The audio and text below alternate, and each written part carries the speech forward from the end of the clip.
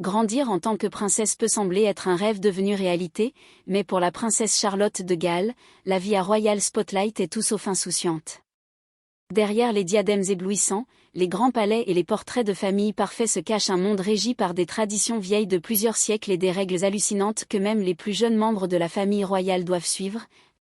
Depuis les exigences vestimentaires qui font de chaque tenue une déclaration jusqu'aux cours d'étiquette appropriés. Pour la diplomatie. La princesse Charlotte vit une enfance pas comme les autres. Curieuse des règles étranges et parfois étouffantes qu'elle est obligée de suivre. Voici 17 règles strictes et totalement fascinantes qui définissent l'éducation royale de la princesse Charlotte. 17 maîtrisant l'art du clin d'œil royal. La vague royale n'est pas une salutation ordinaire. C'est un symbole emblématique d'équilibre et d'héritage transmis sous forme de recette familiale secrète à la princesse Charlotte. Apprendre la vague royale est l'une de vos premières leçons pour incarner la grâce et la dignité attendues d'une princesse de Windsor. Contrairement à une vague informelle adressée à un ami de l'autre côté de la rue, la vraie vague est un geste calculé. Un léger soulèvement du poignet et un tour délicat de la main signalant la chaleur sans perdre son sang-froid. La reine Elisabeth II a établi la référence en matière de ce geste, perfectionnant un style qui rayonne de convivialité tout en conservant le mystique de la royauté. Mais pour une enfant comme Charlotte, ce n'est pas seulement une compétence charmante, c'est un outil puissant. En tant que futur représentant de la couronne porte le poids de la tradition, des apparitions au balcon lors des troupes de couleurs aux tournées internationales avec ses parents. La vague est sa façon de se connecter avec le public tout en renforçant l'image raffinée de la famille royale dans les coulisses que la jeune Charlotte pratique probablement. Ce geste sous le regard bienveillant de ta mère sans frapper elle trop et les pas de demi-levée timide la vague parfaite trouve l'équilibre c'est un détail petit mais puissant qui contribue à la tapisserie plus large de l'étiquette royale et Charlotte a déjà prouvé qu'elle était habile à saluer avec confiance les foules en adoration. Lors de ses sorties publiques 16 sans médias sociaux sans exception imaginez grandir dans un monde où chacun de vos mouvements est capturé, analysé et débattu. Mais où vous n'êtes pas autorisé à avoir votre propre voix dans ce paysage numérique. C'est la réalité de la princesse Charlotte dont la vie est rigoureusement sélectionnée par les comptes de médias sociaux du palais de Kensington tandis que les collègues peuvent rêver de danse TikTok ou de bobine Instagram. Charlotte n'aura jamais le luxe de faire défiler ou de publier avec désinvolture. La décision de garder les membres de la famille royale hors des réseaux sociaux n'est pas seulement une question de confidentialité, c'est une sauvegarde stratégique pour l'image de la famille. Le monde avec ses mèmes et ses tendances virales est imprévisible et souvent impitoyable pour un jeune royal. Un faux pas peut alimenter les gros titres des journaux mondiaux, transformant une publication inoffensive en scandale.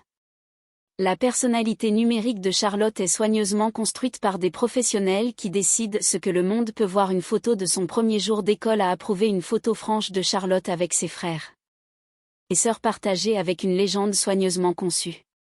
Ce que vous ne verrez pas, ce sont des selfies francs ou des vidéos amusantes qui pourraient offrir un aperçu de sa personnalité non filtrée.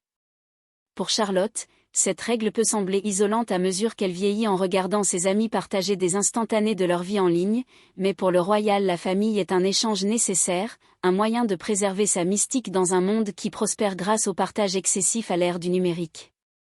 Le silence en ligne de Charlotte en dit long sur le contrôle strict qui définit la vie royale. 15 Les héritiers doivent voyager séparément, imaginez qu'on vous dise que vous ne pouvez pas assise à côté de son frère sur un vol familial, non pas à cause de querelles entre frères et sœurs, mais en raison du protocole royal pour la princesse Charlotte. Cette règle apparemment étrange est une réalité enracinée dans le profond engagement de la monarchie en faveur de la continuité dans le cadre de la succession des héritiers du trône. Il est conseillé de ne pas voyager ensemble en cas d'accident. La logique derrière cette règle est simple mais inquiétante, le transport aérien, bien que beaucoup plus sûr aujourd'hui que par le passé, comporte toujours des risques si un seul avion transportant plusieurs vols devait s'écraser. Cela pourrait dévaster la ligne de succession, plongeant la monarchie dans une crise. Pour éviter un tel scénario, il est conseillé aux héritiers d'embarquer sur des vols séparés pour garantir que la lignée royale reste intacte, quoi qu'il arrive à la princesse Charlotte. Cette règle a un impact direct sur ses modalités de voyage en tant que quatrième dans la lignée de en ce qui concerne la succession au trône, elle partage cette responsabilité avec son frère aîné, Prince George. Techniquement, les deux ne devraient pas être sur le même vol et, à mesure qu'ils vieillissent, cette règle peut être appliquée de manière plus stricte que ce que le dit prince et la princesse de Galles assouplissent occasionnellement. Règle lors des voyages en famille, citant les défis pratiques de voyager avec de jeunes enfants lorsque Kate Williams et ses 3 enfants doivent assister à un événement à l'étranger, il est beaucoup plus simple et franchement plus agréable de voler ensemble en famille. Cependant, à mesure que les enfants grandissent, l'attente d'adhérer à ce protocole augmentera probablement, en particulier pour George et Charlotte XIV. L'exigence de bilinguisme. La plupart des enfants apprennent le BC. L'arithmétique de base à la maternelle. Pour la princesse Charlotte, ces étapes s'accompagnent de la maîtrise d'une, mais de plusieurs langues. Dans le bilinguisme ou même le trilinguisme de la famille royale n'est pas seulement encouragé. Il est attendu grâce à leur nounou hispanophone Maria Teresa Turambalo. Charlotte et ses frères et sœurs apprennent déjà l'espagnol dès leur plus jeune âge, mais ce n'est que le début. Dans le futur, elle le fera probablement élargir son répertoire linguistique. Peut-être en apprenant le français comme feu la reine Elisabeth II ou même une langue pertinente pour les nations du Commonwealth. Pourquoi l'accent mis sur l'apprentissage de plusieurs langues? Comme une Charlotte royale représentera un jour la couronne sur la scène mondiale en interagissant avec des diplomates et des dignitaires et les dirigeants dans le monde entier, une simple salutation dans la langue maternelle de quelqu'un peut faire tomber les barrières et établir des liens. Une compétence inestimable pour un ambassadeur royal. Ces symboles éblouissants de la royauté restent hors de portée, au moins pour l'instant. Conformément à la tradition royale de longue date, les diadèmes sont strictement réservés aux femmes mariées. Ils sont plus que des accessoires ornementaux, ils sont une déclaration de statut d'engagement vieille de plusieurs siècles, signifiant qu'une femme est fiancée et ne cherche plus de prétendant. Cela signifie que Charlotte ne portera son premier diadème que le jour de son mariage, un rite de passage rempli d'histoire et de glamour. D'ici là, elle ne pourra qu'admirer la collection légendaire de Charlotte Famille, un trésor de reliques scintillantes transmises de génération en génération d'amoureux de Cambridge, du célèbre diadème porté à plusieurs reprises par sa défunte grand-mère, la princesse Diana, et maintenant sa mère Kate Middleton, au diadème à franges de la reine Marie porté par la reine Elisabeth II lors de son mariage d'anniversaire. Ces pièces sont plus que des bijoux, elles sont des liens tangibles avec le passé. La garde-robe actuelle de Charlotte est le reflet de son âge et de sa situation sociale, avec ses nœuds pour cheveux et ses diadèmes emblématiques servant de charmants espaces réservés pour les diadèmes qu'elle porte quotidiennement. Ces nœuds et diadèmes sont soigneusement choisis pour correspondre à ses robes, mêlant l'innocence de l'enfance à l'élégance attendue d'un jeune royal. De la façon dont un royal marche à la façon dont elle s'assoit, chaque mouvement est scruté pour l'élégance et la convenance de la princesse. Charlotte maîtriser le perron de la duchesse est une partie essentielle de son éducation royale. Cette pose assise emblématique rendue célèbre par votre mère Kate Middleton implique de garder les genoux et les chevilles fermement ensemble avec les jambes légèrement inclinées sur le côté. Le design non seulement préserve la modestie mais projette également une image d'équilibre et de confiance pour Charlotte. Ce n'est pas une tâche facile. Rester immobile pendant de longues périodes est un défi pour la plupart des enfants. Sans parler de maintenir une position soigneusement sélectionnée aux yeux du public. Les premières leçons d'étiquette de Charlotte ont probablement commencé par de douces corrections lors des repas de famille et des sorties. Au fil du temps, elle apprendra à s'asseoir avec grâce dans une variété d'environnements, que ce soit un banquet formel, une réunion diplomatique ou une apparition publique où les caméras cliquent constamment. À mesure qu'elle grandit, Charlotte affinera cet art en apprenant à adapter sa posture à différentes situations. Une pose détendue mais toujours élégante pour des événements familiaux décontractés, une inclination plus ferme pour les fonctions étatiques. Chacun la variation en dit long sur son adaptabilité et sa compréhension des attentes royales. 11 accepte les cadeaux, mais ne les garde pas. Pour la plupart des enfants qui reçoivent un cadeau sont une pure joie, un moment passionnant où ils déballeront une surprise et la revendiqueront comme la leur, mais pour la princesse Charlotte et ses frères et sœurs royaux, les règles concernant les cadeaux sont étonnamment strictes puisqu'on leur apprend à accepter gracieusement les cadeaux. Ils ne parviennent souvent pas à les respecter. Cette règle stricte n'est pas une punition mais une question de praticité et de protocole. Avec le grand volume de cadeaux que les membres de la famille royale reçoivent, des cadeaux sincères aux offrandes extravagantes, il est tout simplement impossible de les garder. En fait, Prince George aurait reçu 774 cadeaux en une seule année. Les problèmes de sécurité jouent également un rôle important dans cette règle. Les cadeaux de nourriture et de boissons sont soigneusement examinés et beaucoup sont immédiatement jetés pour s'assurer qu'ils ne présentent pas de risque pour la santé. Les jouets et autres articles peuvent être inspectés ou donnés à une œuvre caritative. Répandre la bonne volonté bien au-delà de la famille royale. Pour Charlet, cela signifie apprendre l'art de la gratitude sans attachement. On lui a appris à accepter les cadeaux avec un sourire et des remerciements polis, sachant que beaucoup d'entre eux ne reviendront pas au palais. Au lieu de cela, elle apprend une leçon inestimable. Être royal n'est pas une question de possession matérielle, il s'agit de se connecter à la grâce et de représenter quelque chose de plus grand que soi. 10. Une table pour enfants pas comme les autres. Pour la plupart des enfants, la table des enfants lors des réunions familiales est un espace de chaos ludique, boissons renversées, rires et conversations bruyantes. Mais pour la princesse Charlotte, la table des enfants est tout autre chose dans la vraie vie. Même le dîner d'enfance est accompagné d'un ensemble de règles strictes et être relégué à la table des enfants n'est pas une évasion de l'étiquette, c'est une introduction aux enfants. Les membres de la famille royale ne sont pas autorisés à s'asseoir avec des adultes lors de dîner formel jusqu'à ce qu'ils maîtrisent l'art de la conversation polie. Pour Charlotte, cela signifie apprendre à s'engager dans des discussions significatives en écoutant attentivement et en contribuant de manière appropriée au flux du dialogue. Ce n'est pas seulement une question de bonne manière à table, c'est une leçon de diplomatie, la préparer à toute une vie de situations sociales avec grace à la table des enfants. Charlotte et ses frères et sœurs s'entraînent à utiliser correctement les ustensiles en maintenant une bonne posture et en gardant leur voix à un volume acceptable. Même les repas occasionnels deviennent une opportunité d'affiner leurs compétences en matière de virage. Moment quotidien en terrain d'entraînement pour leur futur rôle. Cette séparation n'est pas punitive, c'est une tradition soigneusement élaborée qui garantit que les jeunes membres de la famille royale évoluent dans leur rôle à leur propre rythme. Lorsque Charlotte obtiendra une place à la table des adultes, elle sera entièrement équipée pour le tenir. Son propre parmi les dignitaires, les chefs d'État et d'autres personnalités influentes. Limite pour la princesse Charlotte et sa famille. À première vue, cette règle peut sembler bizarre, après tout, cela pourrait à peine être un petit monopole, mais pour la royauté, le maintien du décorum est primordial, même dans leurs activités de loisirs. Le monopole, avec ses stratégies incessantes à haut risque et ses inévitables conflits pour savoir qui doit le loyer à Park Place, est considéré comme un perturbateur potentiel de l'harmonie. Pour Charlotte, cela signifie trouver de la joie dans des jeux alternatifs, probablement ceux qui mettent l'accent sur la coopération, la résolution de problèmes ou la créativité. Les jeux éducatifs, les puzzles et les activités de groupe qui correspondent à de vraies valeurs sont plus susceptibles d'orner les étagères du palais de Kensington. 8. Protocole de la reine Camilla. Le protocole royal n'est pas seulement un ensemble de règles, c'est une feuille de route pour naviguer dans une vie de hiérarchie et de défense. Pour la princesse Charlotte, cela signifie comprendre et respecter le rôle des membres de la famille royale comme la reine Camilla. Les interactions avec la reine Camilla sont régies par des règles subtiles mais significatives. Lorsque Charlotte entre dans une pièce où Camilla est présente, elle doit s'incliner, un geste de respect qui est devenu une seconde nature pour les membres de la famille royale, mais cela ne s'arrête pas là dans la conversation.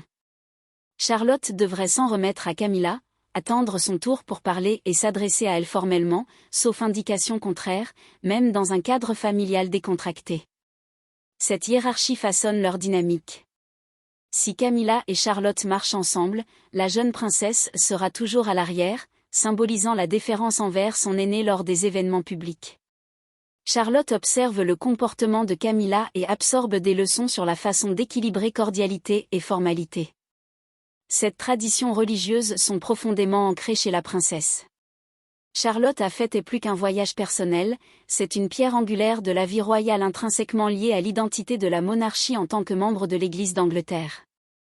Charlotte est liée par des siècles de traditions religieuses qui ont régi non seulement son éducation spirituelle mais aussi son rôle public. En tant que membre royal dès son plus jeune âge, Charlotte a participé au sacrement de l'Église en commençant par son baptême dans une robe de baptême historique, réplique de celle portée depuis 1841. Son baptême n'était pas seulement une fête de famille, c'était un événement soigneusement orchestré et imprégné de protocoles et observé par des millions de personnes à travers le monde. À mesure qu'elle grandit, Charlotte continuera d'assister aux offices dans les chapelles royales et de participer à d'importantes fêtes religieuses telles que Pâques et Noël aux côtés de sa famille. Ces moments ne sont pas simplement cérémoniaux, ils sont pour elle l'occasion d'incarner la connexion de la monarchie avec la foi anglicane, un lien qui remonte au règne d'Henri VII, mais les traditions religieuses vont au-delà de la fréquentation de l'Église.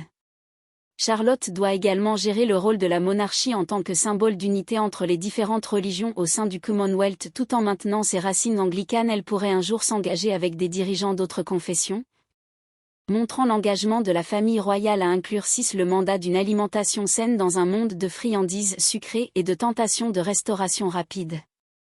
Le régime alimentaire de la princesse Charlotte témoigne de l'engagement de la famille royale envers l'excellence, même à table, à partir du moment où elle est passée aux aliments solides lorsqu'elle était bébé.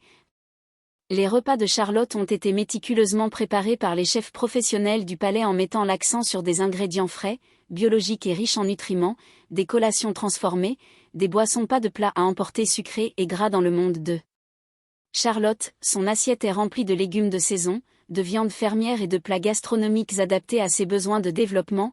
Même les plats préférés de son enfance, comme les pâtes ou les desserts, sont probablement préparés à partir de rien. Utiliser des ingrédients de haute qualité. L'un des aspects les plus curieux des habitudes alimentaires de la famille royale est d'éviter les fruits de mer, une précaution contre les maladies d'origine alimentaire. L'AIDE est une maladie rare présence à la table royale. Règle censée être imposée pour éviter toute haleine désagréable pendant engagement public pour Charlotte. Cela signifie que ses repas sont non seulement sains, mais également sélectionnés pour s'aligner sur les traditions plus larges de la famille. Même si ce niveau de discipline alimentaire peut sembler étroit, il fait partie d'une philosophie plus large qui imprègne tous les aspects de la famille. La vraie vie. Les habitudes alimentaires saines de Charlotte lui inculqueront probablement une appréciation de la nourriture en tant que nourriture et expression culturelle, une leçon qui lui sera très utile à mesure qu'elle grandira dans son rôle royal. 5. Représentant le monarque dans la famille royale, le respect de la hiérarchie n'est pas seulement enseigné, il est profondément enraciné pour le prince. Par exemple Charlotte, cela signifie adhérer à une règle simple mais puissante. Lorsque la reine Camilla et le roi Charles entrent dans la pièce, tout le monde doit rester. Cette tradition, bien qu'apparemment petite, a un poids immense, symbolisant la déférence envers la monarchie et son autorité durable. Charlotte a probablement appris cette règle très tôt grâce au doux coup de coude de ses parents, lui rappelant de se lever en présence de son arrière-grand-mère, la reine Élisabeth II. Cet acte de se tenir debout n'est pas seulement un geste de politesse, c'est une reconnaissance visuelle de l'importance du monarque. Une affirmation silencieuse de son rôle de matriarche de la famille et de souveraine de la nation, mais les règles ne s'arrêtent pas là lorsqu'elle dîne avec le monarque. Charlotte doit également être prête à suivre son exemple en toutes choses. Par exemple lorsque la reine Camilla ou le roi Charles posent sa fourchette, le repas se termine officiellement, que Charlotte ait ou non fini de manger. De telles traditions strictes renforcent la structure et la discipline qui définissent la vie royale. 4. L'indépendance commence tôt, alors que la princesse Charlotte est sans aucun doute entourée de nounous, de tuteurs et du sida, son éducation met l'accent sur quelque chose d'inattendu pour une indépendance royale. Ses parents, le prince et la princesse de Galles, sont connus pour leur approche pratique de la parentalité, mais ils suivent également une règle de non-dorlotage qui encourage leurs enfants à développer leur résilience et leur autonomie dès leur plus jeune âge. Pour Charlotte, cela signifie apprendre à faire les choses par soi-même elle-même, qu'il s'agisse de ranger ses jouets, de s'habiller de manière indépendante ou d'assumer la responsabilité de petites tâches, même si ces leçons peuvent sembler banales pour la plupart des familles.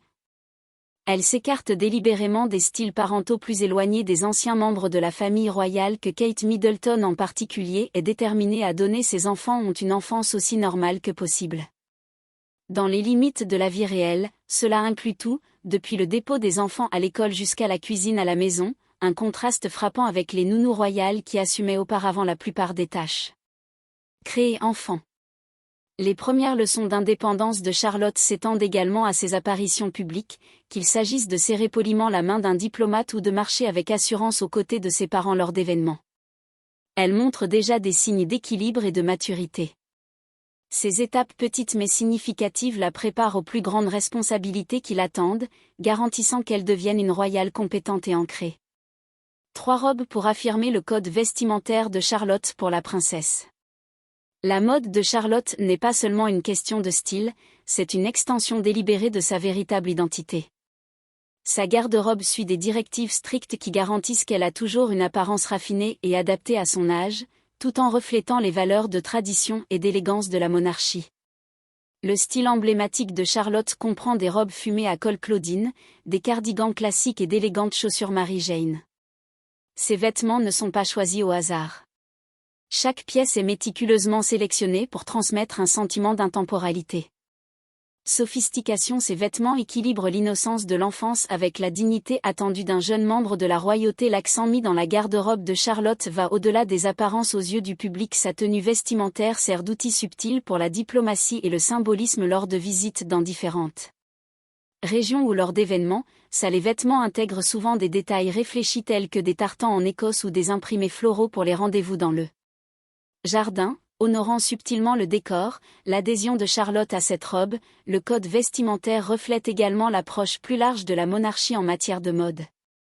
Contrairement aux tendances rapides de la culture des célébrités, les choix vestimentaires royaux sont conçus pour être emblématiques et durables, ce qui signifie que la garde-robe de Charlotte doit éviter les motifs ou les logos flashy, s'en tenir aux tons pastel neutres et aux imprimés classiques, tandis que la plupart des enfants préféreront peut-être les pyjamas et les baskets. Charlotte apprend très tôt que chaque apparition publique est une opportunité de représenter sa famille. C'est une leçon qui ne fera que s'approfondir à mesure qu'elle grandit et commence à créer son sens unique du style royal. 2 apparitions publiques par travail dès le début, contrairement à la plupart des enfants qui peut se fondre dans le décor lors des réunions de famille. La princesse Charlotte est à l'honneur depuis sa naissance. Les apparitions publiques sont un élément fondamental de la vie royale et Charlotte a commencé à remplir ce devoir à un âge remarquablement jeune lors de ses premières sorties, qu'il s'agisse de sourire aux sympathisants à côté, se tenir devant le couronnement de son grand-père ou saluer lors d'événements familiaux comme la parade du drapeau, prépare le terrain pour son avenir en tant que personnalité publique. Ces apparitions, bien que soigneusement gérées, ne sont pas seulement des opportunités de photos, ce sont des séances de formation que Charlotte apprend à naviguer devant les caméras, foulées d'innombrables perdus avec grâce et sang-froid à mesure qu'elle grandit. Ces événements deviendront plus fréquents et plus exigeants, de l'inauguration à la charité. Galas. Charlotte suivra les traces de ses parents en équilibrant sa vie personnelle avec les obligations publiques d'être une royauté. Même si enfant, elle démontre déjà un talent pour gérer les projecteurs, saluer avec confiance et interagir avec le public d'une manière dans laquelle Belle excelle. L'âge, mais les apparitions publiques comportent également des défis. Chaque mouvement de Charlotte est disséqué. Chaque expression capturée pour elle. Les projecteurs ne sont pas quelque chose à échapper, c'est quelque chose à maîtriser. Au-delà de ces explosions enfantines occasionnelles, elle embrasse le projecteur avec succès. Elle est plus que prête. Pour les pressions uniques de son rôle royal, une révérence, le geste subtil de respect dans la famille royale, la déférence n'est pas seulement un sentiment, c'est un acte physique exprimé à travers le geste intemporel d'une révérence. Pour que la princesse Charlotte apprenne quand et comment faire une révérence est une partie, un élément essentiel de sa formation royale et quelque chose qu'elle pratique probablement déjà. Les règles relatives à la révérence sont des membres féminins complexes de la famille royale qui doivent faire la révérence au monarque ainsi qu'à d'autres membres de la famille royale. En fonction du contexte, le geste lui-même est un gracieux arc de genoux jumelé avec un léger mouvement de tête, un mouvement qui exprime le respect sans ressembler à une survie. Pour Charlotte, cela signifie être conscient de son environnement à tout moment. Un événement public peut nécessiter plusieurs saluts, depuis l'accueil des membres de la famille royale à l'arrivée jusqu'à la reconnaissance des dignitaires. Dans les contextes formels, même les réunions de famille suivent cette règle stricte, Charlotte faisant la révérence à son arrière-grand-mère, la reine Élisabeth II de son vivant, et maintenant au roi Charles III. Cette tradition peut sembler démodée, mais elle constitue un puissant rappel de la hiérarchie et de la discipline qui sous-tendent la vraie vie. Charlotte, maîtriser la révérence ne consiste pas seulement à suivre le protocole, mais à adopter les valeurs de respect et de grâce qui définissent l'héritage de sa famille. Telles étaient quelques-unes des règles royales strictes que la princesse Charlotte devait suivre dans sa vie quotidienne. Laquelle de ces règles vous a le plus fasciné? Faites-nous savoir dans les commentaires si vous avez aimé la vidéo, donnez-lui un coup de pouce et pour des vidéos plus intéressantes, consultez la chaîne. Merci d'avoir regardé et à la prochaine fois.